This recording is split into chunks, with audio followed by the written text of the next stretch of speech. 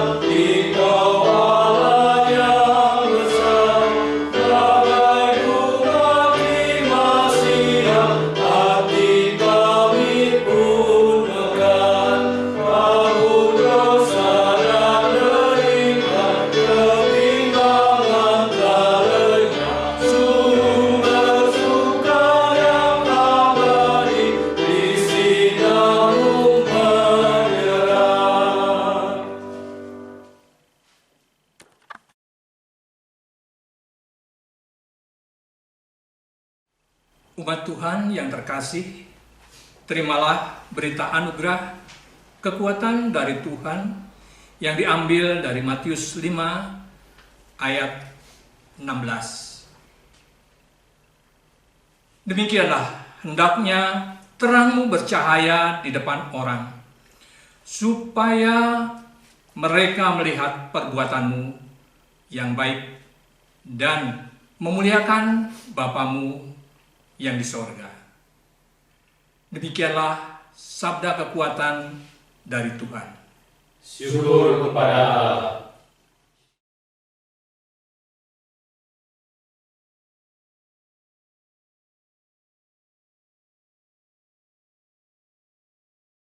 Saudara jemaat kekasih, GKJ Kemuliaan, marilah kita doa dalam pelayanan. Allah yang Maha Kasih dan Maha Kudus, yang bertakhta di dalam kerajaan surga yang mulia, kami datang berhimpun menghadap di dalam hadirat-Mu, di mana kami berdoa dalam pelayanan firman ini Tuhan. Kiranya Tuhan tuntun dan Tuhan berkati.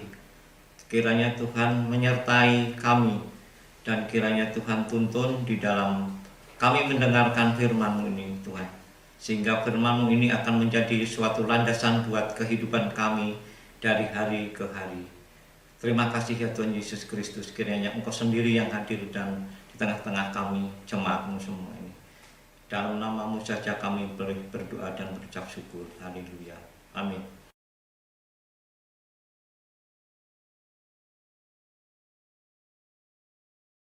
Saudara jemaat kekasih, mari kita simak bacakan dari firman Tuhan Lukas 24 ayat yang ke-13 sampai 35.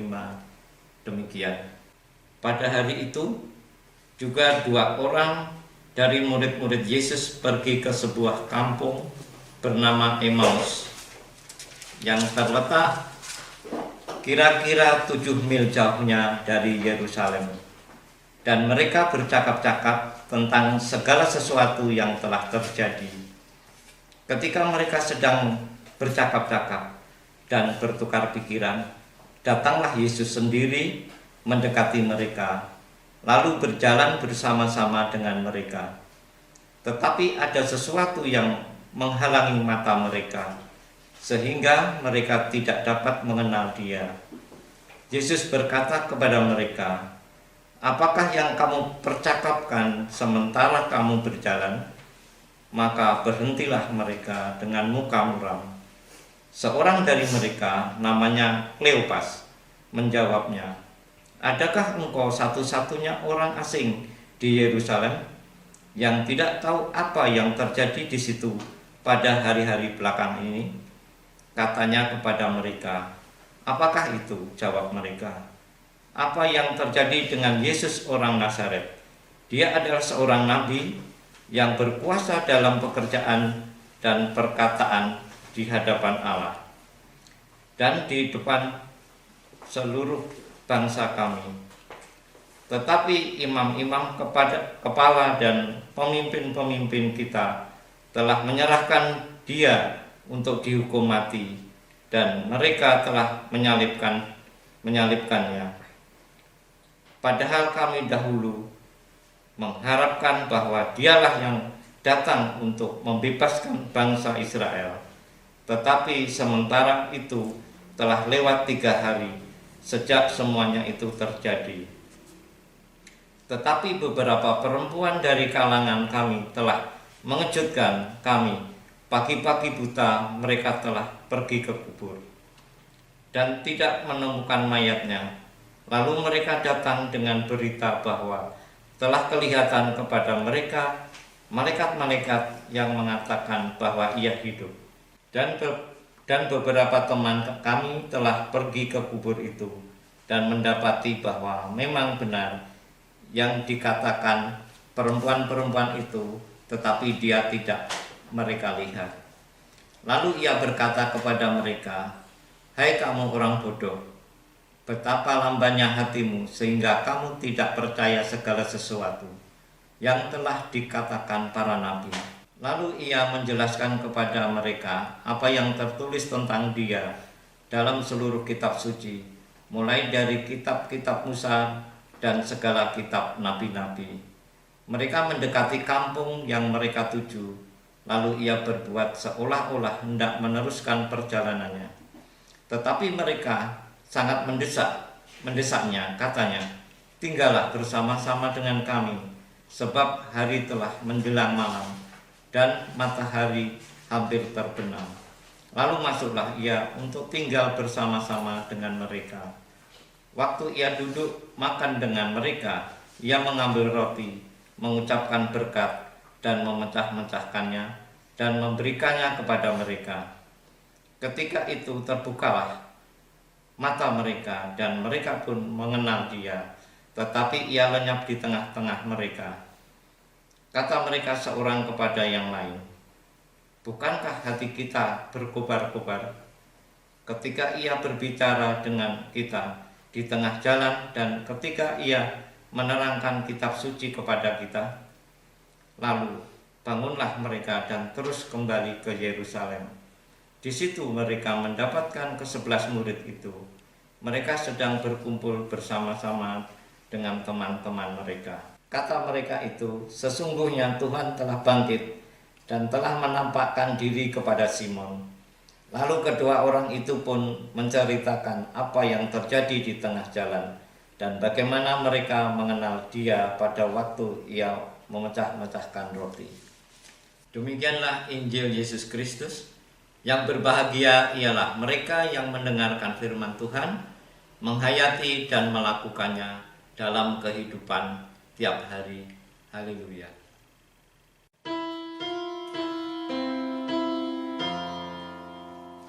Amin, haleluya. Amin, haleluya. Terpuji namamu. Amin, haleluya.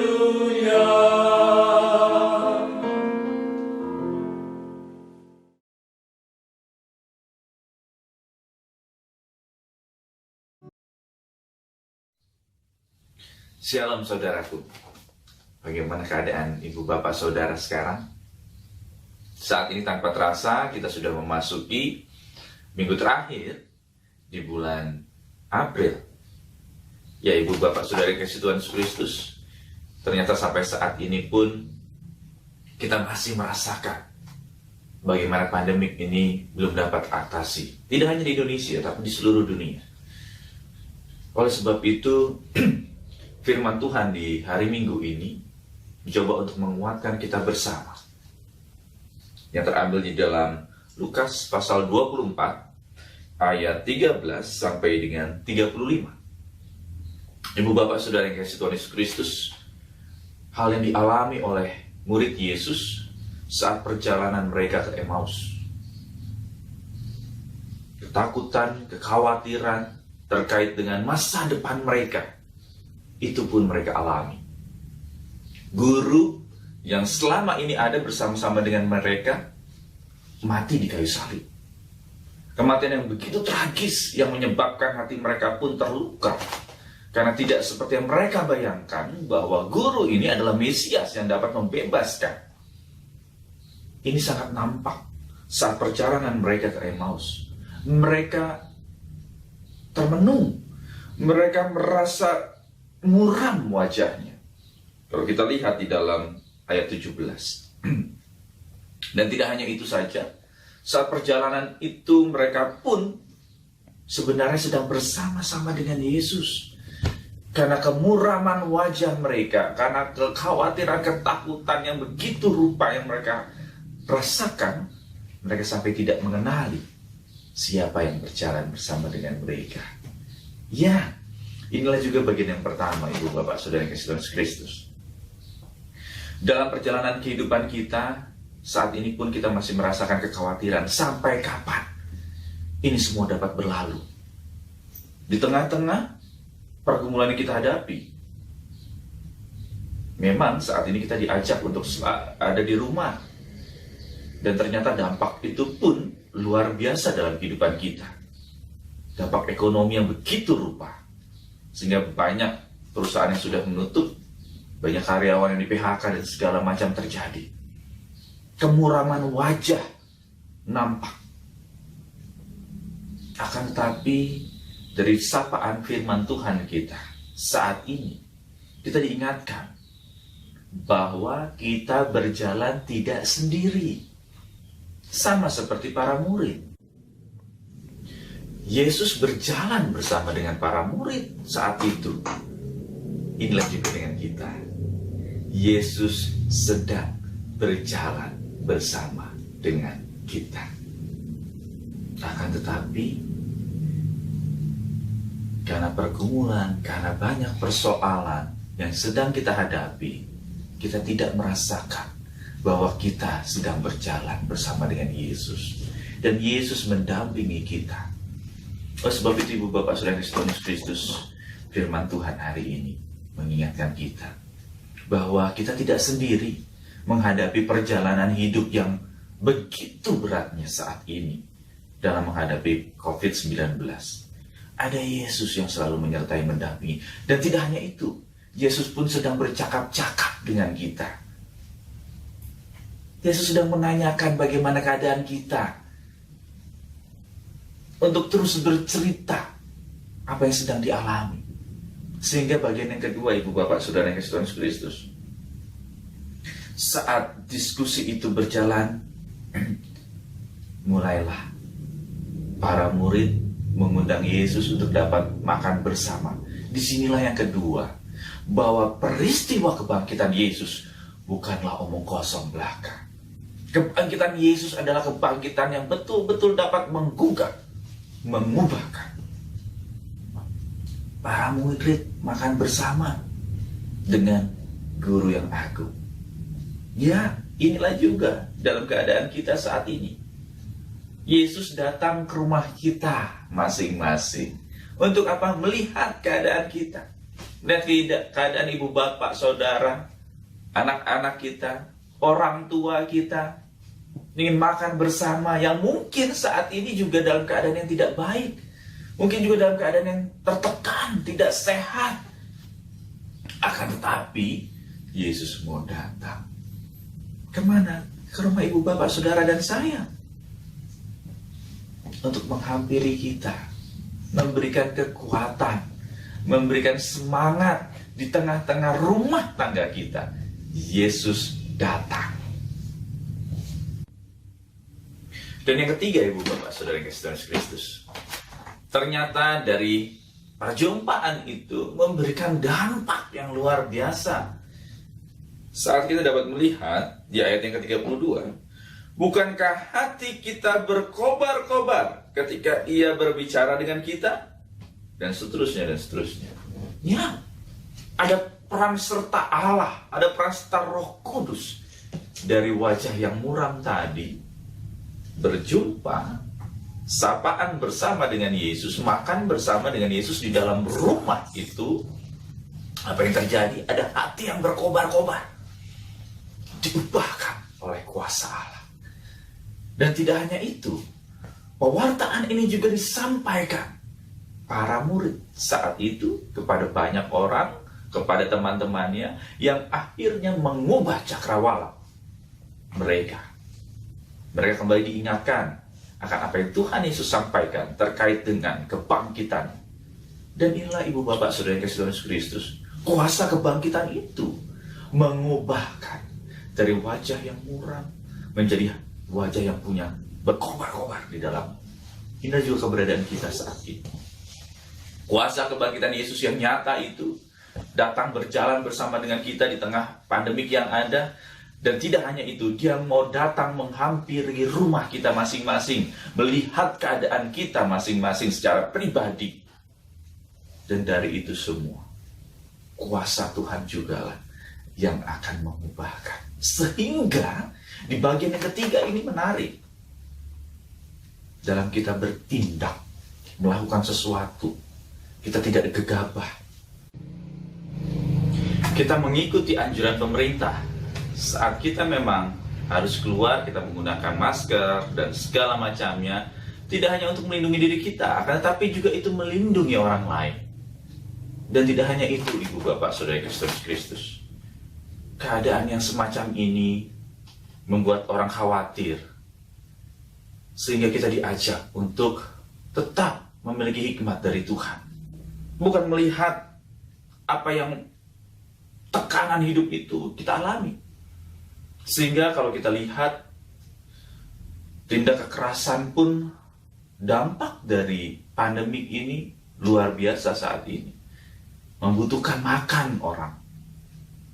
Oleh sebab itu, sebagai orang percaya, hati kita kembali berkobar-kobar.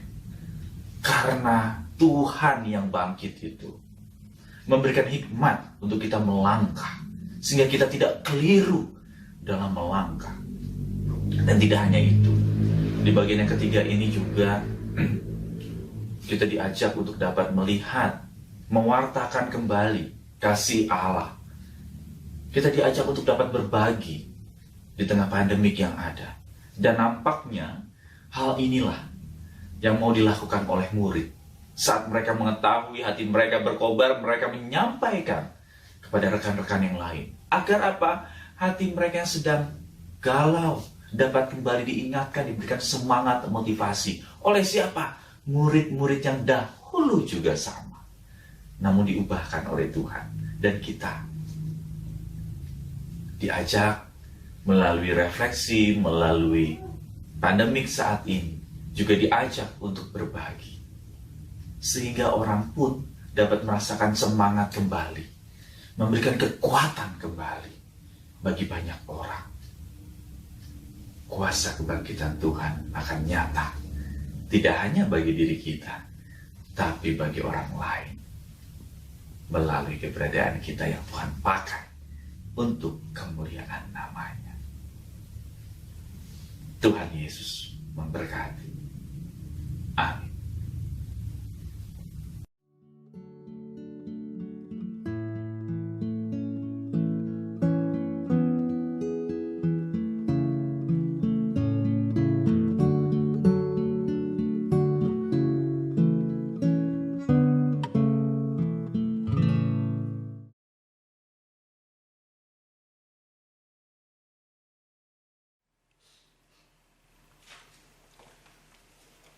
Marilah kita bangkit berdiri dan bersama dengan gereja Tuhan yang senantiasa disertainya mengakui iman percaya kita dengan mengucapkan pengakuan iman rasuli demikian.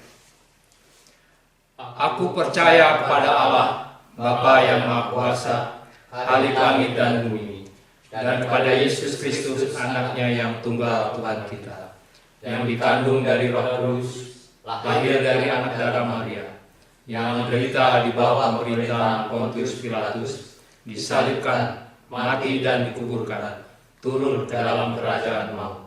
Pada hari yang ketiga, bangkit pula dari antara orang mati, naik ke surga, duduk di sebelah kanan Allah, Bapa yang Maha Kuasa, dan akan datang dari sana untuk menghakimi orang yang hidup dan yang mati. Aku percaya kepada Roh Kudus, gereja yang kudus dan am, persekutuan orang kudus, pengampunan dosa, kebangkitan daging, dan hidup yang kekal.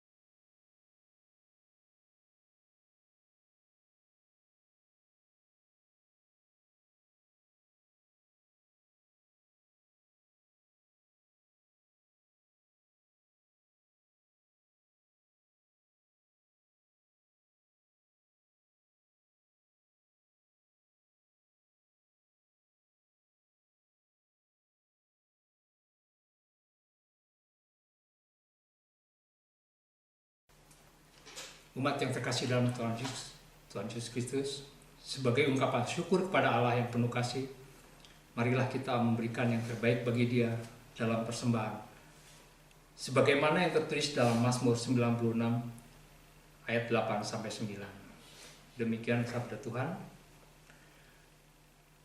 Berilah kepada Tuhan kemuliaan namanya, bawalah persembahan dan masuklah ke pelatarannya. Sujudlah menyembah kepada Tuhan dengan berhiaskan kekudusan. Gemetarlah di hadapannya, hai segenap bumi.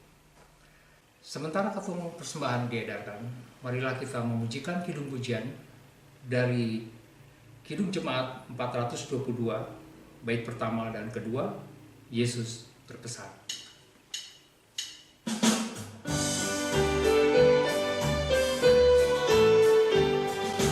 Yesus berpesan dalam malam-malam, kamu harus jadi lilin yang terang, anak masing-masing di sekitarnya.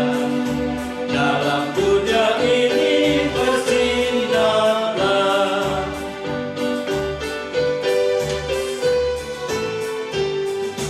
Yesus berpesan, bersinarlah terang, lilingmu kulihat malam dan siang, anak masing-masing di sekitarnya. Untuk hormat Tuhan bersinarlah.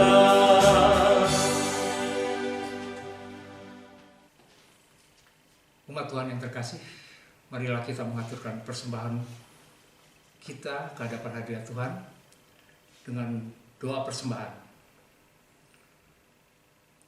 Allah Bapa yang Maha Kuasa, ke hadapan hadirat-Mu kami aturkan persembahan kami ini. Kiranya Engkau berkati dan kuduskan persembahan kami ini, agar dapat digunakan dalam pelayanan gereja kami, sebagai bentuk pengabdian anak-anak-Mu, dan dapat digunakan dalam meningkatkan kesejahteraan dan kebajikan di antara sesama dan demi perluasan kerajaan Allah. Terima kasih ya Allah Bapa atas firman yang telah kami terima dan kami dengar. Kiranya sabda-Mu tidak kembali dengan sia-sia dan tetap tertanam dalam hati kami dan tumbuh subur. Dan mampukan kami untuk melaksanakan sabda-Mu agar hidup kami dapat menjadi persembahan kami yang sejati kepadamu. Apabila ada sesuatu yang tidak berkenan kepadamu, pada saat kami mendengarkan firman-Mu, dan pada saat kami mengaturkan persembahan, kiranya Engkau yang Bapa ampuni kami. Terimalah doa persembahan ini ya Tuhan, yang kami alaskan dalam nama Tuhan Yesus Kristus, yang telah mengajar kami berdoa. Bapa kami yang di surga, dikuduskanlah nama-Mu.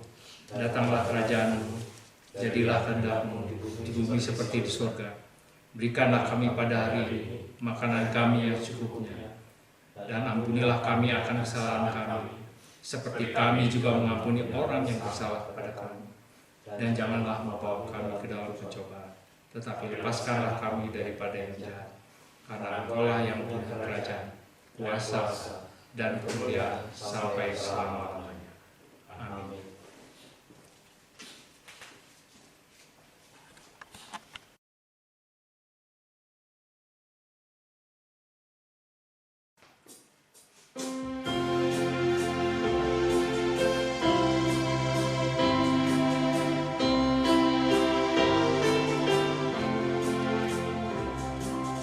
Yesus menginginkan daku bersinar baginya,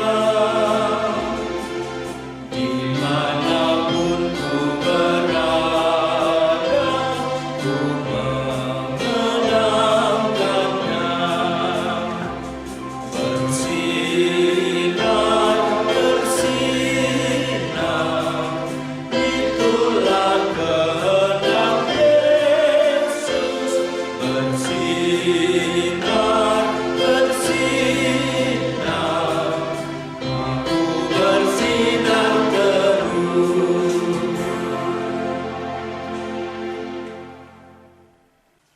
Bertolong-tolonganlah untuk menghadirkan damai sejahtera Allah dalam kehidupan ini, dan terimalah berkat dari Tuhan. Tuhan memberkati kita dan melindungi kita. Tuhan menyinari kita dengan wajah-Nya dan memberi kita kasih karunia. Tuhan menghadapkan wajah-Nya kepada kita dan memberi kita damai sejahtera. Amin.